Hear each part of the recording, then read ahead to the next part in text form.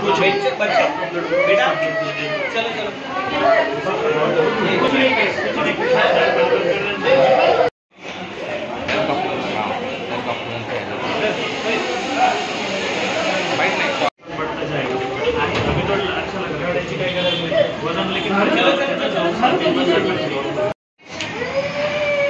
चला पुढचा patient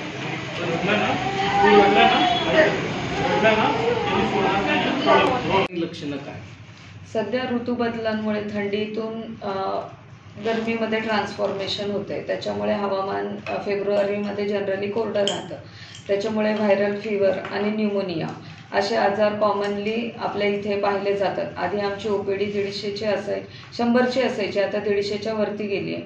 commonly जी मुलं येतात आहेत कंप्लेंट घेऊन ते सर्दी, खोकला, ताप, उलट्या, जुलाब असे घेऊन येतात. ते त्याला आपण व्हायरल फीवर म्हणजे बोलू शकतो. आणि त्यासोबत आता न्यूमोनियाचं प्रमाण जे वाढलं आहे त्याच्यामध्ये श्वसनाचा त्रास होतो बाळांना, सर्दी, खोकल्या, तापासोबत जसं की जोरजोरात श्वास घेणे आणि ऑक्सिजनचं प्रमाण कमी होणे अशी लक्षणं दिसतात.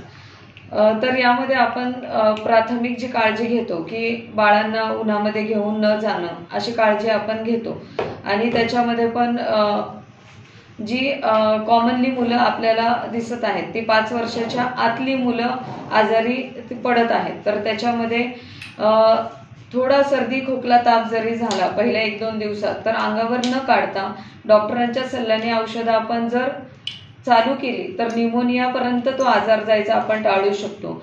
बाळांचं लसीकरण न्यूमोकोकल वॅक्सिन दिलेलं असेल तर ते प्रमाण थोडंसं कमी होतं. त्याच्यामुळे थोडंसं जे आहे तर आजारी जर पडलं तर डॉक्टरांच्या औषधाने आपण व्यवस्थित ट्रीटमेंट घेतली, न्यूमोनिया टाळला जातो. ऑक्सिजनचं प्रमाण कमी झालं तर त्वरित ॲडमिट केलं पाहिजे.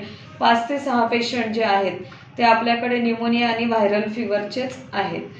काळजी घेतली पाहिजे की उन्हाळ्यात उन्हामध्ये न घेऊन जाणं.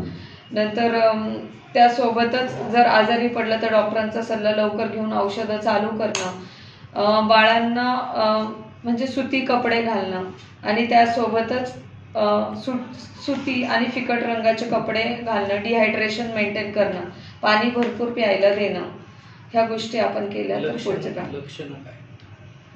लक्षणं म्हणजे सर्दी, खोकला, ताप, श्वसनाला त्रास, उलट्या, जुलाब.